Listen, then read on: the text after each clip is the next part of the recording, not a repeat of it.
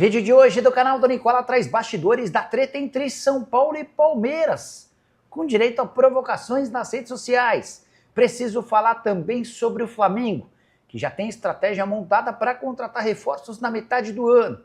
Já o Santos sabe que terá de comprar Zé Ivaldo se ele bater uma meta ao longo da temporada. Te trago os detalhes a partir de agora. Para completar, falo também sobre a dívida confessa do Vasco com atletas do seu elenco.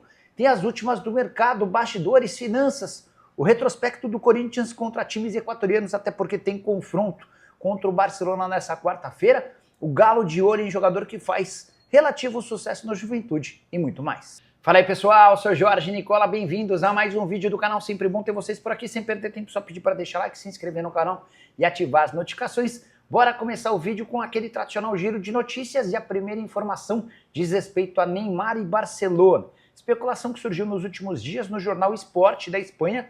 Hansi Flick, técnico do Barça, foi perguntado sobre o tema e saiu pela tangente. Abre aspas pro treinador, esse não é meu trabalho. Estou muito focado no time e nas competições daqui até o fim da temporada.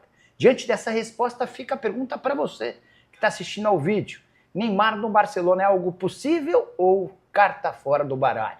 Preciso contar também sobre a pressão de torcedores do Fortaleza, acredite se quiser, em Marcelo Paz, o grande responsável pela transformação de um clube que até outro dia era da Série C do Brasileiro e um dos principais protagonistas do país. Ainda assim, o Marcelo Paz tem sido pressionado por conta dos maus resultados do time. Gostaria de saber também a sua opinião sobre o tema. Para mim, um enorme absurdo. Bora falar também sobre dois jogadores do Sub-20 do Red Bull Bragantino que se envolveram em acidente na rodovia Anhanguera. O carro onde estavam Pedro Severino e Pedro Castro bateu na traseira de um caminhão na altura de Americana, cidade no interior de São Paulo. Pedro, o Severino, ficou gravemente ferido e está com traumatismo craniano internado em um hospital. A gente torce pelo mais rápido restabelecimento do atleta.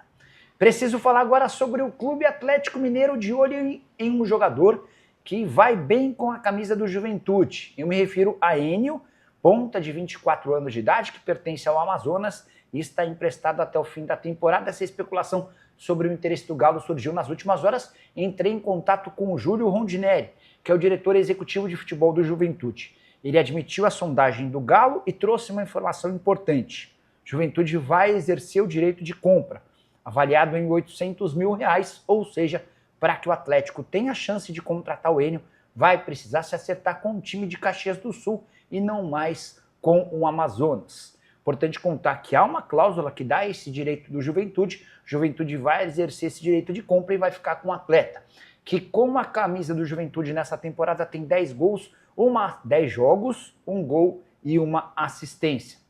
Talvez você não se lembre do Enio, jogador revelado na base do Botafogo com poucas oportunidades. Em General Severiano começa a se destacar no Amazonas, especialmente por causa dos dribles, e tem repetido essa fórmula jogando com a camisa do time gaúcho. Bora falar agora sobre o Corinthians. Queria te contar sobre o desempenho alvinegro diante de equatorianos, até porque nessa quarta-feira o Corinthians começa a decidir uma vaga na fase de grupos contra o Barcelona de Guayaquil. Jogo de ida nessa quarta em Guayaquil, a partida da volta na outra semana na Neoquímica Arena. E dá para contar que o retrospecto do Corinthians é positivo. Foram 12 confrontos contra times equatorianos, com 7 vitórias do Corinthians, 1 empate e 4 derrotas, aproveitamento de 61% dos pontos. O Corinthians marcou 26 gols e sofreu apenas 10. Talvez o duelo mais marcante contra times do Equador tenha acontecido na Libertadores de 2012, que termina com o título alvinegro. Na oportunidade, na fase de oitavas de final, o Timão empata com o Emelec na partida de ida e vence na volta 3-0. Foram esses jogos que marcaram a estreia do Cássio. Até então, recém-contratado do futebol holandês, sem grande barulho, ele ocupava a partir dali o lugar do Júlio César, que nunca mais jogaria pelo alvinegro. Bora falar agora sobre o Flamengo, que já estabeleceu sua estratégia para a contratação de reforços na metade do ano, com um pouquinho mais de fluxo de caixa e com a adaptação do ucraniano Andriy Fedochenkov. Esse cara foi contratado recentemente para comandar a captação e o scout do Flamengo a pedido de José Boto. O rubro-negro entende que terá possibilidade de trazer mais contratações que atendam às necessidades do time do Felipe Luiz. Trabalho muito bem casado entre o técnico e o departamento de futebol. José Boto coordena esse movimento que envolve o ucraniano e também o treinador.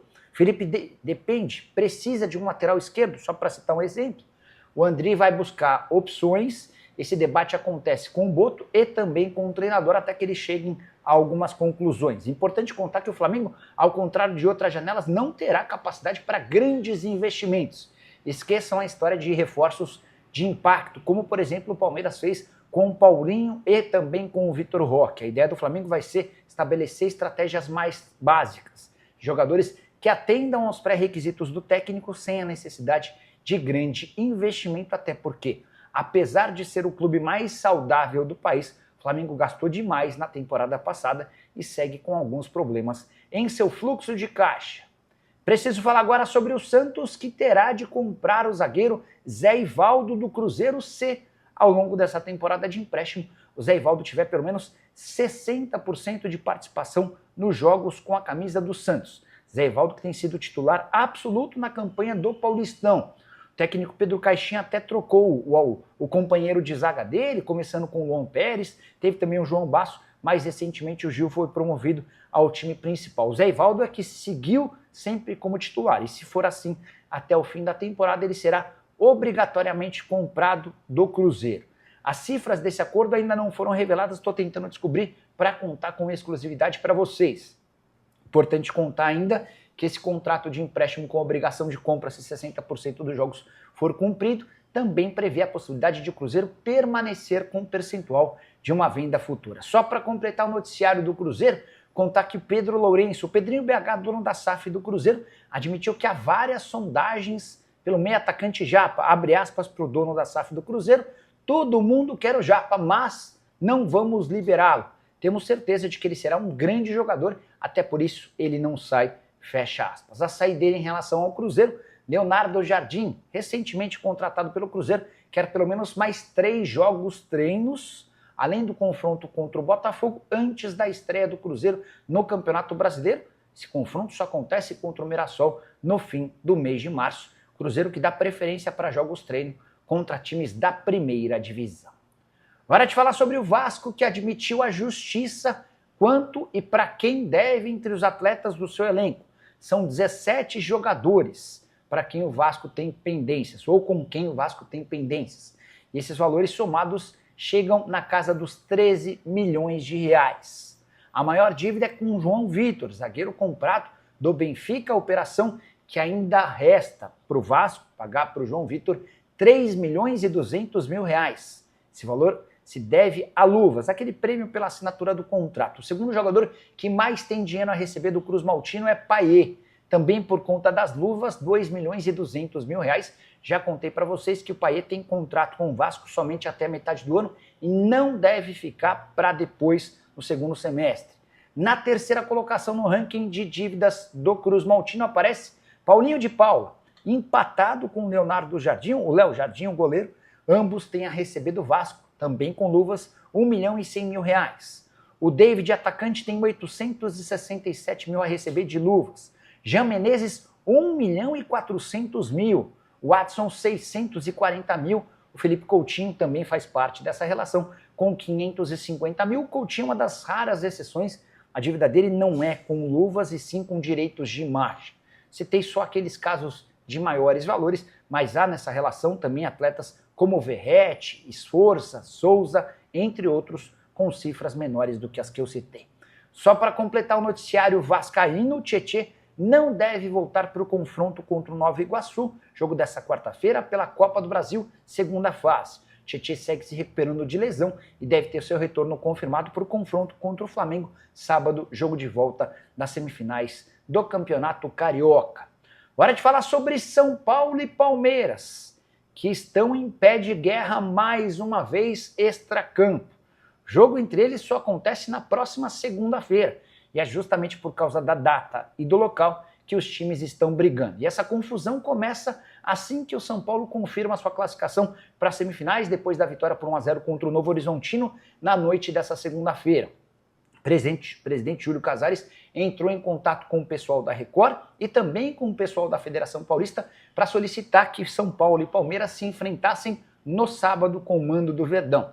Até porque já se sabia que a Record teria escolhido o jogo do Corinthians contra o Santos para transmitir a partida no domingo. Mas o São Paulo, ainda na noite dessa segunda-feira, foi avisado de que a federação havia aceitado um pedido do Palmeiras para que o confronto de semifinal ficasse para segunda-feira. O motivo? O Verdão vai receber no Allianz Parque no sábado o show do Offspring. Dessa maneira, o Palmeiras só poderia atuar em seu estádio se entrasse em campo na segunda-feira. O São Paulo não gostou da ideia, achou um grande absurdo, chegou a divulgar uma nota, afirmando que jogos nobres como um Palmeiras e São Paulo precisam acontecer no sábado ou no domingo.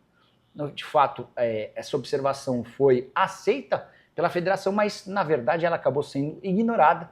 O confronto está marcado para as 21h45 da segunda-feira. Isso porque a Record, que vai transmitir o jogo entre Corinthians e Santos no domingo às 18h30, também transmitirá a partida da segunda-feira a partir das 21h45 no Allianz Parque. O pessoal do São Paulo ficou bastante chateado com a decisão, apontando favorecimento da Federação Paulista para com o Palmeiras. Já o Verdão respondeu que trata-se de um comportamento infantil do São Paulo, de não aceitar a mudança da data do jogo para que o Palmeiras pudesse atuar em seu estádio, por consequência, no gramado sintético do Allianz Parque. Só para completar, vale a lembrança de que São Paulo e Palmeiras vêm brigando fora de campo há bastante tempo.